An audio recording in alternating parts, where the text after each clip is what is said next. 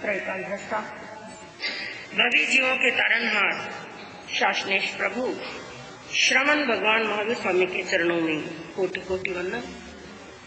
दीन दुखियों के मसीहा, करुणा के सागर, परम पूज्य गुरुदेव श्रमण सूर्य मर्दर के श्री मिश्री मलजी महाराज साहब के चरणों में कोटि कोटि वंदन।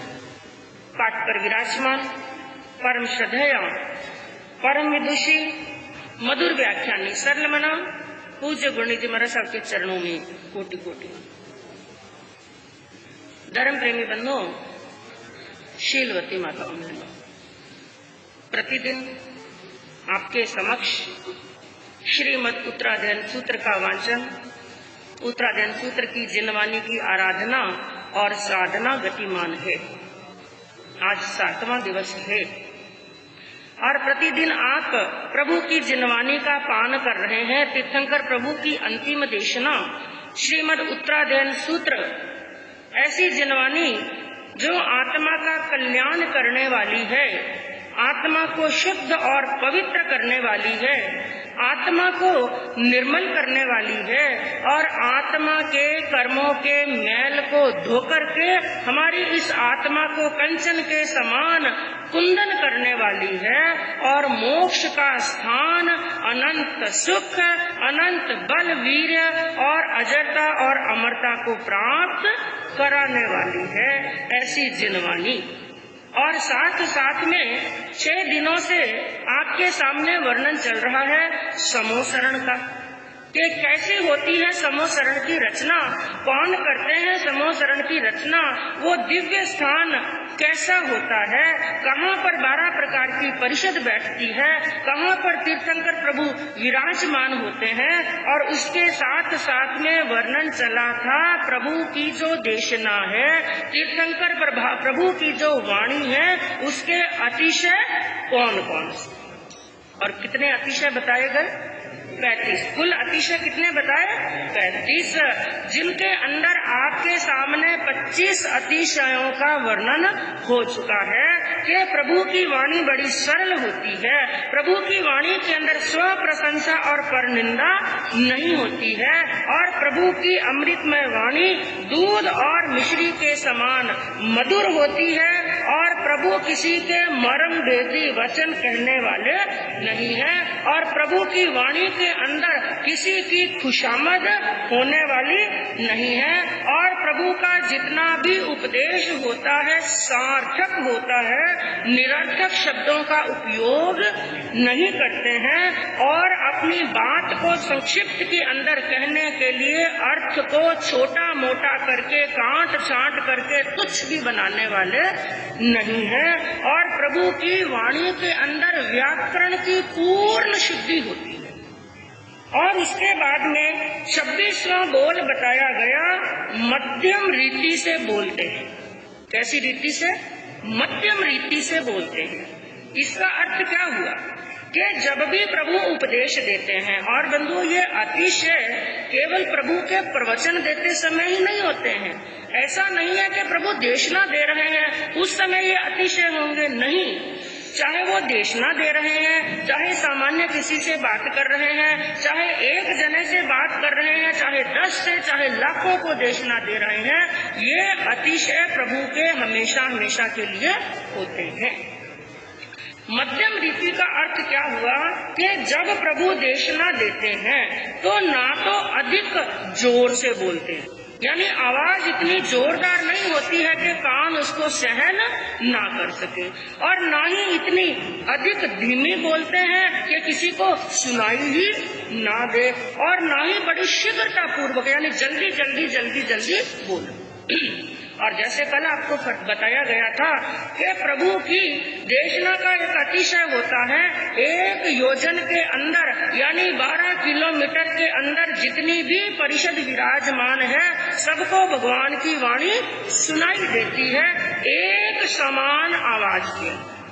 चाहे वो पहली पंक्ति में बैठा है, चाहे बीच में बैठा है और चाहे अंतिम पंक्ति के अंदर बैठा है।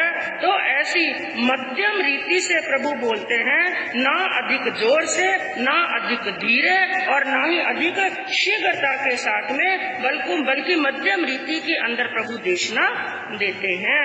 और उसके बाद में 27वां बताया गया, तीर्थंकर भगवान की वाणी बड़ी प्रभावी वाणी होती है। क्या होती है?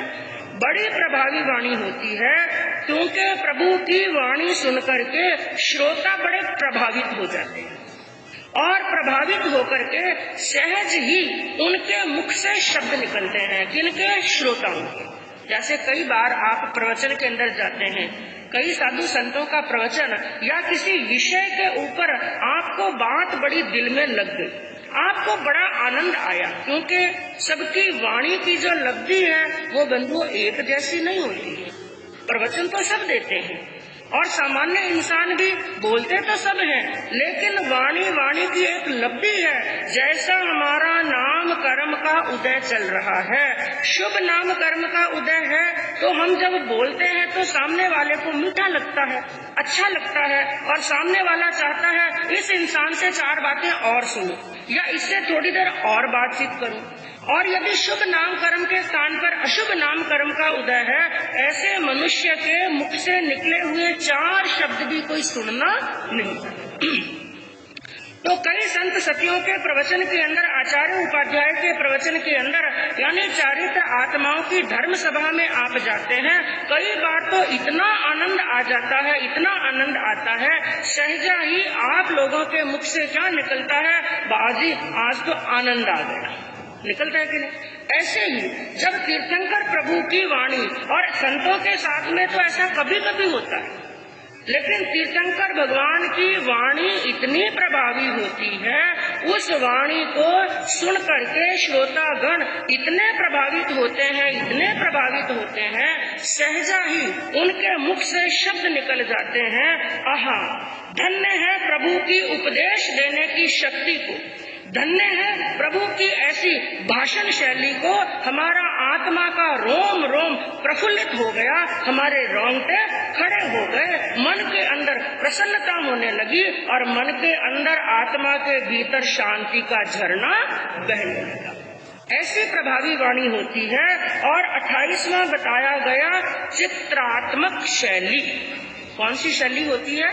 चित्रात्मक। इसका अर्थ क्या हुआ कि भगवान हर्ष पूर्वक और प्रभाव पूर्ण शैली से उपदेश देते हैं, जिससे क्या होता है? सुनने वालों के सामने हूबहू उसका चित्र उपस्थित हो जाता है। कई बार ऐसे हुआ होगा, जब प्रवचन सुनने के लिए बैठते हैं, मान लो भगवान पार्श्वनाथ के जीवन की वो घटना, प्रभु ध्यान के अंदर खड़े हैं और मेघमाली जो कुपित हुआ है, 10 भवों का वैरी कमठ जो मेघमाली नाम का देव बना, वो कुपित हुआ। उसने अपने ध्यान से, अपने अवधि ज्ञान से जान लिया कि ये मेरे वैरी हैं, और भगवान तो ध्यान के अंदर खड़े हैं, और उस मेघमाली ने आंधी और तूफान चलाया, बिजलियां चमकने लगी, बादल गरजने लगे और अंधाधुंध धड़ाधड़ वर्षा होने लगी। वर्षा हो रही है और वर्षा इतनी जोरदार हुई कि बाढ़ आने लगी, लेकिन प्रभु ध्यान के अंदर खड़े हैं और वो पानी धीरे धीरे पहले एड़ी तक आया, घुटने तक आया, जंघा तक आया, कमर तक आया, पेट तक आया, छाती तक वो पानी आ गया, गले तक पानी आ गया, अब नाक तक पहुंचने की स्थिति। उस समय वहाँ पर शवेंद्र का और धर्मेंद्र का आसन कंपायमान हुआ। पद्मावती माता वहाँ पर आई और धर्मेंद्र वहाँ पर आए, और वहाँ पर आकर के धर्मेंद्र ने भगवान के ऊपर क्या किया? ऐसा जब कभी वर्णन चलता है तो हमारे आंखों के सामने क्या आ जाता है? पूरा चित्र खींच जाता है। तो भगवान इस प्रकार से वाणी फरमाते हैं कि श्रोताओं इस प्रकार से उस चित्र के अंदर डूब जाते हैं।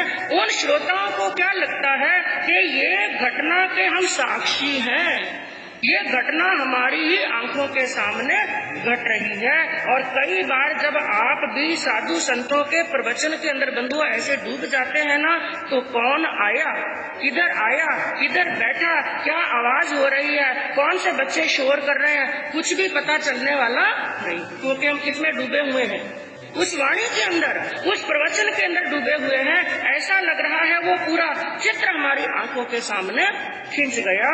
तो ऐसी चित्रात्मक शैली होती है। और 29वां बताया गया धारा प्रवाह। प्रभु का प्रवचन कैसा होता है? धारा प्रवाह। वो धारा टूटने वाली नहीं है। जैसे समुद्र की लहरें उठती रहती हैं, वहां पर उसके अंदर कोई विश्राम नहीं। समुद्र के किनारे चाहे सुबह को जाओ, चाहे दोपहर जाओ, चाहे शाम को जाओ, चाहे आधी रात्रि को जाओ, वहां पर समुद्र की लहरों के अंदर कोई विश्राम नहीं होता है।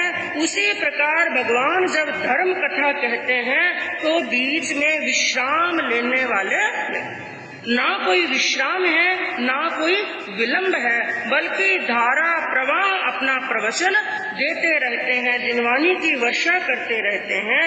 और 30वां पॉइंट बताया गया समाधान युक्त। क्या होता है?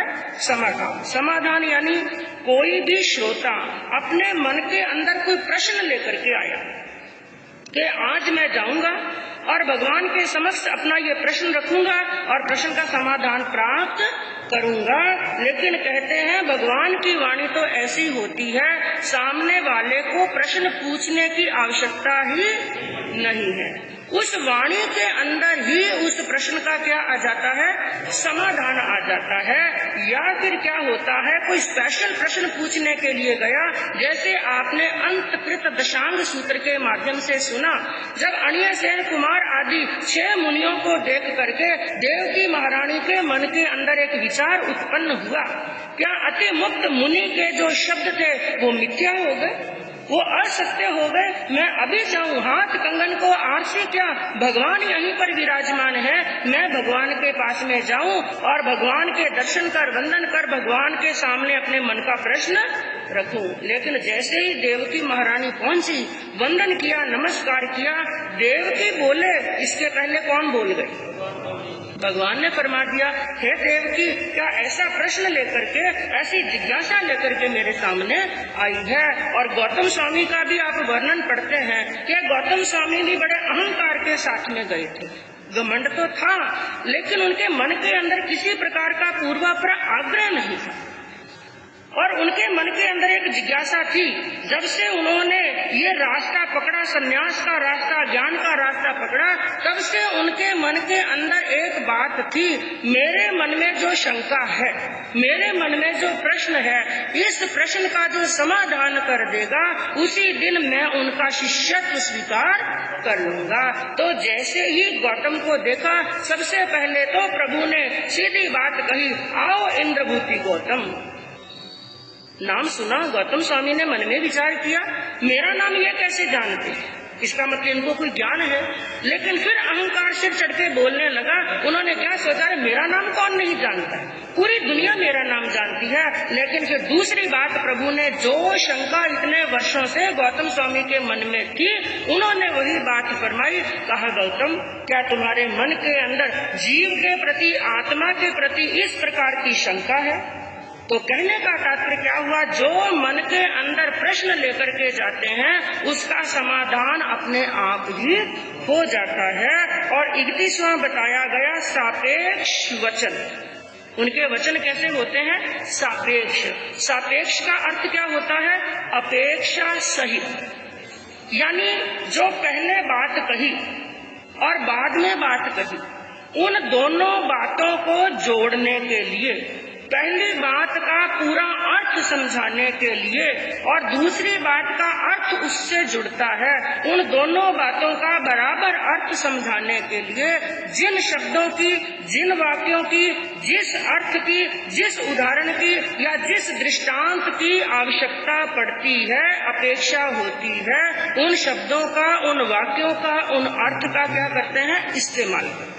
यानी ऐसे शब्द बोलते हैं कि पहली बात और अंतिम बात या बीच वाली बात का जुड़ाव एक दूसरे के साथ में हो जाए, तो ऐसे सापेक्ष शब्द बोलते हैं। और 32वां बताया गया स्फुट वचन। कैसे वचन? स्फुट। स्फुट का मतलब क्या होता है?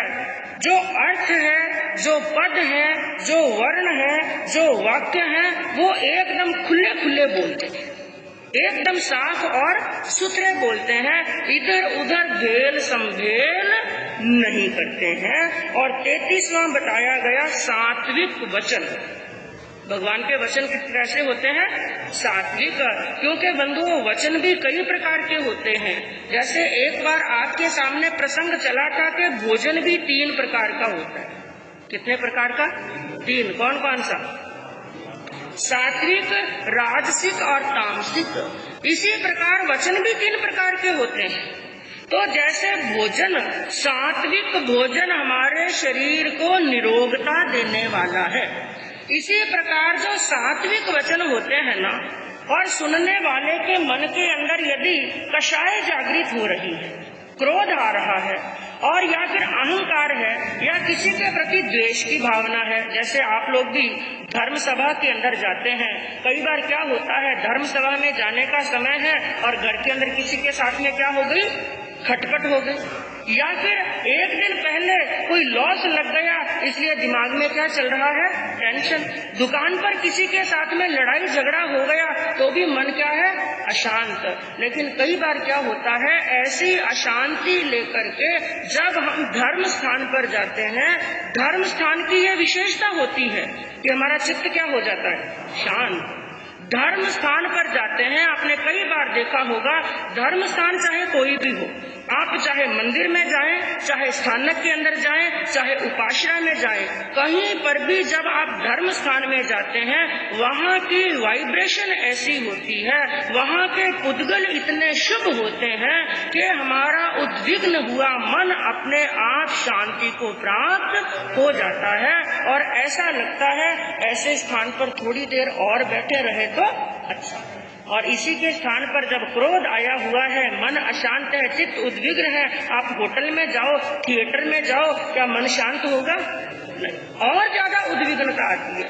तो भगवान के वचन ऐसे होते हैं, चाहे वो कैसी भी उद्विग्नता से भगवान के समो शरण के सामने आते हैं, भगवान के सन्मुख आते हैं, उनका चित्त उन सात्विक वचनों को सुनकर के क्या हो जाता है? शांत हो जाता है। और उसके बाद में 34वां बताया गया प्रस्तुत अर्थ की सिद्धि। प्रस्तुत अर्थ की सिद्धि कहने का तात्पर्य क्या है? जो बात प्रभु प्रस्तुत कर रहे हैं, यानी कह रहे हैं, जो टॉपिक चल रहा है, जो विषय चल रहा है, जब तक उस अर्थ की पूर्ण सिद्धि नहीं होती है। सिद्धि का मतलब सुनने वालों को समझ में आया नहीं। कई बार ऐसा होता है, कोई विषय चला, साधु संतों ने या किसी वक्ता ने, किसी स्पीकर ने ऐसा कोई सेंटेंस, ऐसी कोई बात कही कि आपको पहली वाली बात समझ में आई नहीं, और उन्होंने वो विषय तो पूरा कर दिया और दूसरी बात क्या कर दी? शुरू कर दी। ऐसा कभी होता है, और सुनने वाले बैठे बैठे सोचते रहते हैं वो बात कही थी, उसका मतलब समझ में नहीं आया। कई बार ऐसा होता है, क्योंकि आज जो स्थिति ज्ञान की है वो ज्ञान किसी का भी परिपक्व नहीं। लेकिन प्रभु की जो वाणी होती है, उनके अंदर विशेषता ऐसी होती है, जब तक जो बात प्रभु फरमा रहे हैं वो बात हर एक श्रोता को समझ में न आए, तब तक दूसरी बात आगे कहने वाले नहीं। यानी पूर्ण स्पष्ट करने के बाद में अगली बात कहते हैं। और अंतिम जो अतिशय बताया गया 35वां, उसके अंदर बताया बिना थके बिना रुके। यानी प्रभु जब देशना देते हैं, चाहे 1 घंटा चले, चाहे 2 घंटे चले, चाहे 4 घंटे चले, भगवान के शरीर पर कोई थकावट आने वाली नहीं। क्योंकि हम लोग तो बोलते हैं, आधा घंटा बोलते हैं तो भी पसीना छूटने लगता है और शरीर थक जाता है। लेकिन भगवान को ना कोई थकावट और ना कोई पसीना, ये भी अतिशय भगवान का। ये वाणी का अतिशय नहीं है। जो पसीना नहीं आता ये वाणी का अतिशय नहीं है, ये किसका अतिशय? शरीर का। क्योंकि 34 अतिशय और बताए गए, तो ना भगवान को कोई थकावट होती है, ना कोई पसीना आता है, क्योंकि आपको बताया गया जब भगवान का अंतिम समय नजदीक आया, निर्वाण का समय नजदीक आया, मोक्ष में जाने का समय आया, तो प्रभु ने संतारा पचकने के बाद में लगातार कितने पहर तक देशना दी? 16 पहर तक। 16 पहर यानी 48 घंटे तक बिना रुके, बिना प्रश्न पूछे, किसी प्रकार का कोई विलंब नहीं, कोई विश्राम नहीं, कोई किसी ने प्रश्न पूछा नहीं, और भगवान बिना रुके वहां पर देशना देते रहे। क्योंकि बंधुओं, तीर्थंकरों के अंदर बताया गया कितना बल होता है। एक बार पहले ही बताया था, थोड़ा जोर से बोले तो अच्छा लगेगा, समझ में आ रहा है। तीर्थंकर कितने बली होते हैं? अनंत बली। और संक्षिप्त के अंदर आपको बताऊं तीर्थंकरों के अंदर बल कितना। कहते हैं 2000 सिंहों का बल। ध्यान से सुनना, तीर्थंकर प्रभु का बल कितना? 2000 केसरी सिंह, यानी 2000 सिंहों का बल होता है एक अष्टापद के अंदर, और 10 लाख अष्टापदों का बल होता है एक बलदेव के अंदर। 2 बलदेव यानी 20 लाख अष्टापद पक्षियों का बल होता है एक वासुदेव के अंदर, और 2 वासुदेव यानी 40 लाख अष्टापद पक्षियों का बल होता है एक देवता के अंदर, और 10 लाख देवताओं का बल होता है एक चक्रवर्ती के अंदर, ऐसे इंद्र के अंदर। और ऐसे अनंत इंद्र मिलकर के भी, कितने अनंत इंद्र मिलकर के भी भगवान की कनिष्ठ अंगुली को झुका और हिला नहीं सकते हैं। ऐसे अनंत बली होते हैं तीर्थंकर भगवान। और बंधु, अंतिम में मात्र इतना ही बताना चाहती हूँ कि हमने इन 35 अतिशयों का वर्णन पढ़ा और सुना, तो इसका वर्णन पढ़ने और सुनने का फल क्या है? सबसे पहली बात तो हमें जिन वाणी के प्रति, तीर्थंकरों की वाणी के प्रति श्रद्धा जागृत होती है। क्या होती है? क्योंकि ये वो वाणी है जिसमें ना कोई राग है, ना कोई द्वेष है, ना किसी प्रकार का दोष है, और ना ही किसी प्रकार का पक्षपात है। तो हमें तीर्थंकर प्रभु की वाणी के प्रति श्रद्धा होती है, और श्रद्धा जरूर होनी चाहिए, और हमें चिंतन का विषय प्राप्त होता है, और हमारे कर्मों की क्या होती है? निर्जरा। क्योंकि जब बार बार इन अतिशयों को पढ़ेंगे, सुनेंगे, कर्मों की निर्जरा होगी। और इन अतिशयों को पढ़ते समय हमें बार बार यही चिंतन आना चाहिए कि हे प्रभु, हमें भी इस प्रकार की वाणी के गुण प्राप्त हो, हमें भी ऐसी सात्विक वाणी प्राप्त हो कि जब हम किसी से बोले, मीठा बोले, मधुर बोले, साताकारी बोले, प्रियकारी बोले, आनंदकारी बोले और सत्य भाषा बोले, हमारी वाणी के अंदर भी ऐसे गुण प्रकट हों। और जिन जिन भाइयों ने लिखा है उनको भी बहुत बहुत साधुवाद है। कहते हैं 100 बार बोलना और 1 बार लिखना।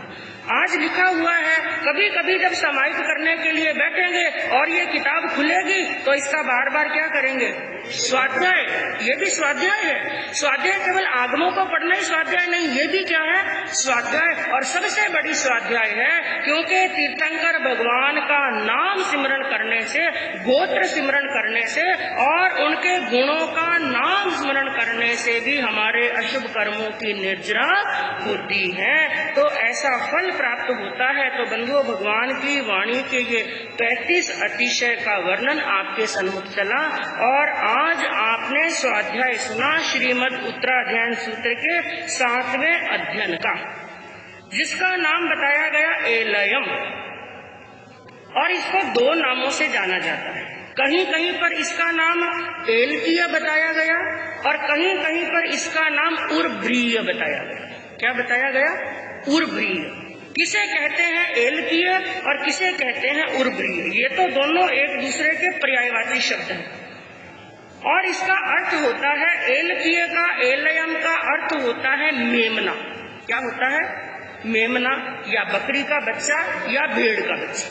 यही समझना चाहिए, क्योंकि शास्त्र के अंदर कहीं पर भेड़ का बच्चा भी लिखा, कहीं पर बकरी का बच्चा भी लिखा। तो यहाँ पर कुल मिलाकर के एक उदाहरण के माध्यम से समझाया गया है कि थोड़े से सुखों के लिए हमारी जीव आत्मा कैसे संसार का भ्रमण बढ़ा लेती है।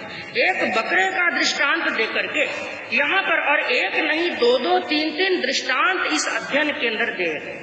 तो सबसे पहले तो हम 4 लाइनों के अंदर जो इस अध्ययन का सार निकाला गया है उसके हिसाब से हम जानने का प्रयास करेंगे। तो क्या कहा कि अल्प सुख की प्राप्ति हेतु विषय सुख को भोगना। अल्प सुख की प्राप्ति हेतु विषय सुख को भोगना मानो मनुज के मूल को ही नष्ट करके छोड़ना। अल्प सुख की प्राप्ति हेतु विषय सुख को भोगना मानो मनुज के मूल को ही नष्ट करके छोड़ना। प्राप्त होती त्याग से ही, प्राप्त होती त्याग से ही उच्च गति की योग्यता। प्राप्त होती त्याग से ही उच्च गति की योग्यता। सत्य अध्ययन से वरण हो श्रेय पथ की दिव्यता, श्रेय पथ की दिव्यता। ज्ञानियों ने इस पूरे अध्ययन का सार बंधुओं 4 लाइनों के अंदर निकाला, जिसमें सबसे पहली बात क्या कही गई, अल्प सुख की प्राप्ति हेतु। संसार का सुख कैसा है? अल्प सुख, जिसके अंदर आचारांग सूत्र के अंदर क्या कहा गया कि क्षणमित सुखा बहुकाल दुखा। संसार के जितने भी सुख हैं, और विशेष रूप से कह सकते हैं जिनको मनुष्य सुख मान रहा है, असल में वो सुख है नहीं है, लेकिन मनुष्य की भ्रमणा है, मनुष्य की अज्ञानता है, मनुष्य की मूढ़ता है और मनुष्य की मूर्खता है कि संसार के सुखों को क्या मान रहा है? सुख मान रहा है। बाकी सच्चाई क्या है कि ये सुख सुख नहीं। और संसार के सुख भी कब तक सुख लगते हैं? संसार के सुख भी कब तक सुख लगते हैं? जब तक शरीर चलता है, ये बात तो है, लेकिन मैं कहूँ शरीर तो साधु संतों का भी चल रहा है। नहीं, जब तक सत्य का प्रकाश हमको प्राप्त नहीं हुआ है और जब तक ज्ञान का प्रकाश हमारी भीतर के अंदर नहीं हुआ है, जब तक हमने सत्य को नहीं जाना। किसको नहीं जाना है? सत्य को नहीं जाना है, तब तक संसार के सुख, क्योंकि बंधु हमेशा ही संसार के सुख सुख लगते रहे ना तो किसी को वैराग्य आए ही नहीं। वैराग्य आया, मैं कहूँ आप भी इस भौतिकता के अंदर जी रहे हैं, आपके लिए भी 21वीं सदी चल रही है, और जो 14-14 साल की उम्र के अंदर, 10-10 साल की उम्र के अंदर, 15-15 साल की उम्र के अंदर जो खाने की पीने की मौज मस्ती करने की उम्र है, आपके लिए ये कंप्यूटर का और मोबाइल का जमाना है, तो साधु संतों के लिए भी क्या है? यही जमाना है। लेकिन फिर भी वो घर के सुखों को ठोकर मार देते हैं। और कई बार आप ये खबरें सुनते हैं कि करोड़ों की धन संपत्ति, अरबों की धन और संपत्ति के मालिक ने अपने घर बार का क्या कर दिया? त्याग कर दिया। वो किस लिए कर दिया? उन्होंने सत्य को जान लिया। और जब तक सत्य को नहीं जाना है, आंखों के सामने अंधेरा है, तब तक संसार के सुख सुख लगते हैं कि अल्प सुख की प्राप्ति हेतु विषय सुख को भोगना। सिर्फ थोड़े से सुखों के लिए ये विषय और विकारों का सेवन करता है, जहाँ पर क्षणमित सुखा बहुकाल दुखा। क्षण मात्र का सुख है और लंबे समय का क्या है? दुख है।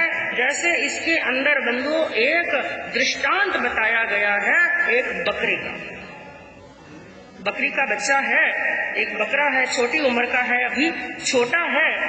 एक किसी व्यक्ति के घर के अंदर उसने उस बकरी के बच्चे को भी पाल रखा है और उसके घर के अंदर उसने एक गौ माता भी रखी हुई है और गौ माता का छोटा सा बछड़ा। ध्यान से सुनना बंधु इस दृष्टांत को, ये सभी के ऊपर लागू होता है, साधु संतों के ऊपर भी और गृहस्थ के ऊपर भी, श्रावक श्राविका के जीवन पर भी लागू होता है। तो वहां पर गाय भी रहती है, गाय का बछड़ा रहता है और सामने ही उसी बाड़े के अंदर एक छोटा बकरा भी रह रहा है। लेकिन गाय का बछड़ा जो बहुत छोटा है वो क्या देखता है कि जो मालिक है हमारा, जो हमारा मालिक है, वो हमेशा इस बकरे को तो बड़ी पौष्टिक चीजें डालता है, खूब माल मसाला डालता है, अरे मेवा भी कूट कूट करके डालता है, बढ़िया बढ़िया इसको स्वादिष्ट भोजन देता है और बढ़िया आहार देता है। लेकिन मेरी माँ के सामने और मेरे सामने सूखी घास डाल देता है, घास भी हरी नहीं मिलती है इसको, घास भी सूखी डाल देता है। ऐसा देख देख करके, क्योंकि बच्चे जो होते हैं एक दूसरे के प्रति कई प्रकार के भाव, वो भी एक वत्स है, तो उसने ये देखा तो एक दिन अपनी माँ से कहा कि माँ, ये मालिक इतनी दो भांत क्यों करता है, दो भेद क्यों करता है? क्योंकि मैं ये देखता हूँ इस बकरे को तो खाने को बढ़िया बढ़िया पौष्टिक पदार्थ मिलते हैं, जबकि ये काम धंधा कोई करता नहीं और इससे मालिक को कोई फायदा भी नहीं है। इसके विपरीत तुम इसको दूध देती हो, इसके बच्चों का लालन पालन होता है, बच्चे उस दूध को पी करके, ये मालिक और उसकी पत्नी भी इस दूध को पी करके अपना जीवन चला रहे हैं और दूध को खुद पीते भी हैं और बेचते भी हैं। इसकी आजीविका भी हमसे चलती है और इनके बच्चे भी इसको पी करके बड़े हो रहे हैं। माँ, तुम तो इनके बहुत काम आती हो, लेकिन फिर भी ये खाने को तुम्हें क्या डाल रहा है? हाँ, सूखा घास डाल रहा है। ये बकरा इनके किसी काम नहीं आता है और फिर भी इसको क्या मिल रहे हैं? माल और मसाले। हाँ, इसको माल मसाले मिल रहे हैं। उसने कहा, बेटा तू आगे आगे देखता जा, होता है क्या, होता है क्या? सूखी घास मिल रही है बेटा, समता से खाता जा, जो मिल रहा है उससे जीवन चलाता जा, लेकिन ये जो माल खा रहा है, मसाला खा रहा है, इसका रिजल्ट क्या होगा तू आगे देखता जा, तू जानता नहीं। कुछ समय निकला, दिन निकलते गए और धीरे धीरे दिन निकलते निकलते वो बकरा एकदम मुश्तंडा हो गया, बलवान हो गया, शरीर अच्छा बढ़ गया उसका। और अब जिस समय का इंतजार था वो समय आ गया। उस मालिक के घर के अंदर कुछ मेहमान आए और मेहमान भी कुछ खास थे। कुछ खास मेहमान आए और उनके लिए भोजन की तैयारी करनी। और उस दिन वो गाय जो थी बाहर चरने के लिए गाय को भेजा हुआ था, गाय बाहर गई हुई थी, बछड़ा वहाँ पर अकेला था, सामने बकरा बंधा हुआ था और घर का मालिक आया, तीखी धार वाली छुरी लेकर, चमचमाती छुरी लेकर के, तीखी धार वाली छुरी लेकर के आया और सामने बैठ करके एक पत्थर पर और पानी डाल डाल डाल डाल करके उसको तीखी करने लगा, धार बनाने लगा। जैसे उसको तीखी करने लगा, धार बनाने लगा, वो वहाँ पर जो बकरा था मैं करता हुआ चिल्लाने लगा और गूंजने लगा कि ये छुरी किस पर चलने वाली है? मेरे पर चलने वाली है। उस बकरे की आंखों में आंसू आ रहे हैं, रो रहा है, लेकिन बंधुओं जैसे ही उसकी धार लगी, उसने वो छुरी उठाई और गया बकरे के पास में और सटाक से उसका सिर और धड़ अलग कर दिया। और ये दृश्य कौन देख रहा है? बछड़ा देख रहा है। वो दूजने लगा, उसके रोंगटे खड़े हो गए, पांव तले की जमीन निकल गई, उसके वो दूजने लगा और मन में क्या सोचने लगा, अब किसकी बारी है? अब मेरी बारी है, ये छुरी मेरी गर्दन पर चलने वाली है। उसके भी आंखों में आंसू आने लगे। लेकिन क्या हुआ? उसने क्या देखा? अरे मालिक तो वहीं से रवाना हो गया, मालिक मेरे पास में आया नहीं। लेकिन अभी भी डर है, नहीं आया तो कोई बात नहीं, थोड़ी देर के बाद में आ सकता है और मेरी माँ भी मुझे बचाने के लिए यहाँ पर नहीं है। ऐसा वो सोच रहा था। शाम का समय हुआ, माँ वहाँ पर आई, गौ माता आई। उसने देखा कि आज उसका बछड़ा जो हंसता खेलता इस तरफ उस तरफ कूदता रहता था, आज वो दुबक करके बैठा है, दूज रहा है और दीवार से चिपक करके बैठा है। जैसे ही माँ आई, दौड़ करके माँ के पास में आया, उसकी टांगों के बीच में चिपक गई। उसने कहा, बेटा क्या हुआ? उसने जो सुबह का दृश्य था अपनी माँ को बताया। उसने कहा, बेटा तुझे चिंता करने की आवश्यकता नहीं है, क्योंकि ज्ञानी क्या कहते हैं कि जो जैसा करेगा वो वैसा भरेगा। इसलिए ज्ञानियों ने कहा कि उसने खूब माल खाया, खूब माल खाया। एक कहावत आती है कि जो व्यक्ति खाएगा डट के, जो खाएगा डट के वो सहेगा झटके। बेटा इसने बड़ा डट के खाया। किसने डट के खाया? हाँ, इसने बड़ा डट करके खाया, इसलिए झटके इसको सहने पड़ेंगे। हमने डट करके नहीं खाया, हमने तो लूखा और सूखा खाया। तुम्हें चिंता करने की आवश्यकता नहीं है बेटा, ये छुरी तेरी गर्दन पर चलने वाली नहीं है। तो ये दृष्टांत हमें क्या शिक्षा देता है कि जो इस जन्म के अंदर केवल ऐश और आराम करेगा, केवल माल और मसाले उड़ाएगा, केवल विषय और भोगों का सेवन करेगा, उस बकरे की गर्दन तो एक बार ही कटी, उस बकरे की गर्दन तो एक बार ही कटी। लेकिन जो विषय और भोगों का सेवन करता है उसके लिए क्या कहा कि मानो मनुष्य के मूल को ही नष्ट करके छोड़ना। उस जीव आत्मा के मूल को ही नष्ट कर डालता है। एक भव नहीं भवों भव बिगाड़ देता है। तो अपने जीवन के अंदर कुछ ना कुछ त्याग की क्या रखनी चाहिए? भावना। और अपनी रस इंद्रिय के ऊपर क्या रखना? कंट्रोल। हाँ, क्योंकि सबसे ज्यादा मुश्किल इन 5 इंद्रियों में सबसे ज्यादा मुश्किल कौन सी इंद्रिय को कंट्रोल में रखना है? बड़ी दुखी करती है, बड़ी दुखी, बड़ी परेशान करती है। घर के अंदर गए, भोजन करने के लिए बैठे और भोजन के अंदर थोड़ा सा नमक कम है या कभी थोड़ा सा नमक ज्यादा, तो सेठ जी क्या करते हैं? शेर की 10 गालियां सुनाते हैं। और कईयों का क्रोध, कईयों का पारा ज्यादा हाई हो तो थाली को भी फेंक देते हैं, अन्न का अपमान करते हैं। लेकिन प्रभु ने 12 तपों के अंदर रस परित्याग भी क्या बताया? तप। भोजन करते करते भी तप हो सकता है। यदि आप नमक कम है तो क्या, और ज्यादा है तो क्या। वो भोजन आपने कर लिया तो भोजन करने के बाद में भी आपने क्या किया है?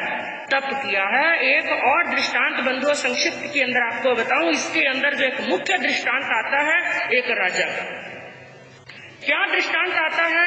एक राजा के शरीर के अंदर कोई जोरदार व्याधि हो गई, ऐसी लाइलाज बीमारी हुई, खूब वैद्यों के पास में बताया लेकिन राजा का इलाज नहीं हुआ। एक अनुभवी वैद्य आए, उन वैद्य ने राजा की नब्ज पकड़ी, क्योंकि पुराने जमाने के अंदर नाड़ी के जानकार होते, नाड़ी पकड़ते, नब्ज पकड़ते, एड़ी से लगाकर चोटी तक शरीर में क्या रोग है उनको पता चल जाता। और आजकल तो डॉक्टर के पास में जाते हैं, थोड़ा सा बुखार, थोड़ा सा जुकाम हो तो सबसे पहले डॉक्टर क्या लिखते हैं? टेस्टिंग। दवाई नहीं, क्योंकि खुद का ज्ञान तो है नहीं, टेस्टिंग के भरोसे चलते हैं। लेकिन नाड़ी पकड़ी, नब्ज पकड़ी और वैद्य समझ गए, हकीम समझ गए कि राजा को बीमारी क्या है। उन्होंने कहा देखो राजन, आपकी बीमारी तो मुझे समझ में आ गई, मैं इसका इलाज भी कर दूंगा, औषधि भी लिख करके दे दी, ये औषधि इतने दिन तक लेना, आप स्वस्थ हो जाएंगे। लेकिन औषधि के साथ साथ में औषधि से भी ज्यादा जरूरी है परहेज। ये पहले के डॉक्टर दवाई कम देते थे और परहेज ज्यादा। आजकल के डॉक्टर दुनिया भर की दवाई दे देते हैं, परहेज पूछते हैं तो डॉक्टर क्या कहते हैं? सब खाओ, सब खाओ, सब खाओ और हमारे पास में बार बार आओ। ये आजकल के डॉक्टरों का रिवाज है। तो उन्होंने कहा एक परहेज सबसे ज्यादा दवाई से भी ज्यादा जरूरी है। आपको ये बीमारी जो हुई है ना, ये आम खाने से हुई है। क्या खाने से? आम खाने से। इसलिए आपको ध्यान रखना है, अपने जीवन के अंदर एक चीज की सौगंध ले लेना, पहचान कर लेना कि मैं आम नहीं। अगर एक बार भी आपने जीवन के अंदर थोड़ा सा भी आम खा लिया तो अब तो मैंने तुम्हें बचा लिया, लेकिन दूसरी बार ऐसा हो गया तो मैं भी तुम्हें बचा नहीं। अब मरता क्या नहीं करता, जबकि वो आम का फल राजा का सबसे प्रिय फल था और 99 नहीं 100% कह सकते हैं तो आम तो सबको प्रिय है, बच्चे को भी प्रिय है और वृद्ध को भी अच्छा लगता है। आम तो बड़ा प्रिय था उसका फल, लेकिन अब अपनी जान बचानी, इसलिए राजा ने समझ लीजिए पचखान की तरह पचखान ही कर लिया कि मुझे आम नहीं खाना। कुछ दिन निकले, राजा स्वस्थ हो गए, कुछ महीने निकल गए, राजा स्वस्थ रहे, साल 1.5 साल भी निकल गया, राजा एकदम तंदुरुस्त हुआ। एक दिन का योग हुआ, राजा और मंत्री दोनों बगीचे में घूमने के लिए गए। घूमते घूमते आधा घंटा 1 घंटा हो गया। राजा को प्यास भी लगी थी, राजा थक भी चुके थे, इसलिए मंत्री जी से कहा कहीं पानी का इंतजाम देखो, लेकिन पानी इधर उधर ढूंढने पर नहीं मिला। कोई बात नहीं, आगे चल करके पानी पिएंगे, लेकिन मंत्री जी अब मेरे से चला नहीं जा रहा है, इसलिए कुछ देर के लिए विश्राम कर लो। ठीक है, राजा की आज्ञा सुनी और एक बड़ा वृक्ष देखा और वृक्ष के नीचे राजा बैठ गए और वहां पर लेट गए। राजा लेटे और बाजू में मंत्री जी लेट गए, लेकिन जैसे ही लेटे ऊपर दृष्टि डाली, योगान योग की बात, वो वृक्ष किसका था? आप हमसे ज्यादा जानते हैं, कई बार सुना है और अनुभव है इन बातों का। योगान योग की बात, वो आम का वृक्ष, और केवल खाली वृक्ष नहीं था, वहां पर बड़े बड़े शेर के एकदम केसरिया सुगंधित आम लटक रहे हैं। और आम लटक रहे हो, केसरिया आम हो, तो अच्छों के मुंह में पानी आ जाता है। राजा उस आम की तरफ टकटकी लगा करके देखने लगे। बाजू में कौन लेट रहे थे? मंत्री जी। मंत्री जी की दृष्टि एक तरफ तो आम पर पड़ी और दूसरी दृष्टि राजा पर पड़ी। उन्होंने कहा, राजन, आम खाना नहीं है। राजा ने कहा, मुझे वैद्यराज ने आम खाने को मना किया, मंत्री जी देखने को मना नहीं किया। मैं तो खाली देख रहा हूँ, और ना जाने कौन सी दृष्टि से देखा, ना जाने कैसी दृष्टि से उस आम को देखा। हाथों हाथ आम टूटा और राजा की छाती पर आकर के गिर गया। आजू बाजू भी नहीं, मंत्री की छाती पर नहीं गिरा, किसकी छाती पर गिरा? राजा की छाती पर गिरा। और मंत्री जी ने दृश्य देखा और राजा ने थोड़ा अपना हाथ बढ़ाया उसको उठाने के लिए। मंत्री ने देखा, कहा, राजन, आम खाना नहीं है। उन्होंने कहा, उसने मुझे वैद्यराज ने आम खाने को मना किया है मंत्री जी, हाथ में लेकर झुक छूने का मना नहीं किया है, इसलिए मुझे छूने दो। ठीक है, उन्होंने छू लिया और जैसे ही नाक के पास में लाने लगे, और नाक के पास में लाने की जरूरत ही नहीं, वो तो इतना जोरदार था कि दूर से क्या आ रही थी? सुगंध आ रही थी। उसकी सुगंध को सूंघने लगे। मंत्री जी ने फिर कहा, राजन, ये आपकी मौत है, इसको मत खाइए, आपको आम खाने का मना किया है। राजा ने कहा, मंत्री जी, आम खाने का मना किया है, सूंघने का मना नहीं किया।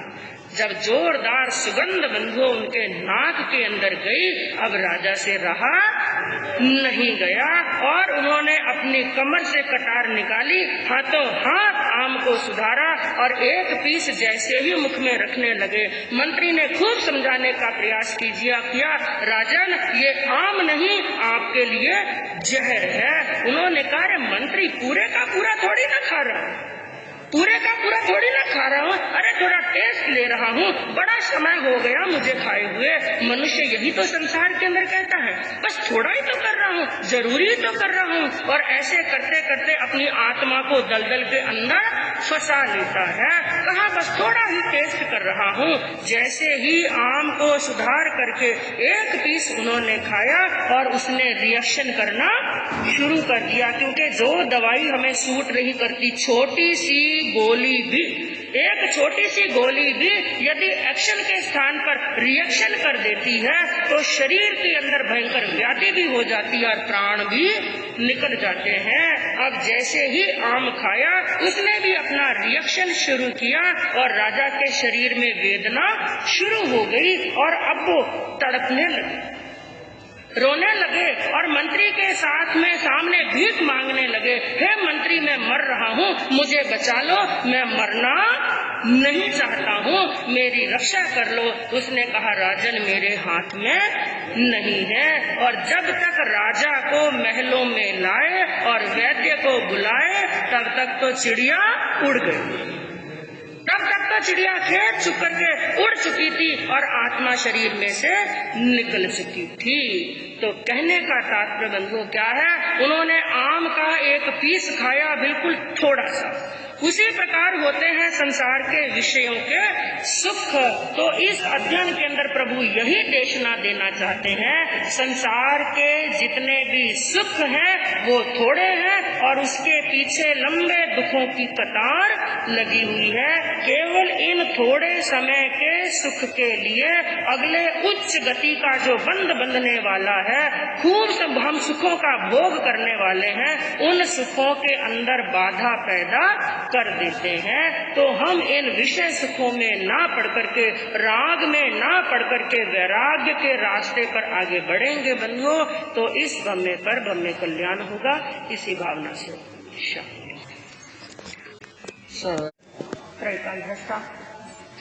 भवी जीवों के तारणहार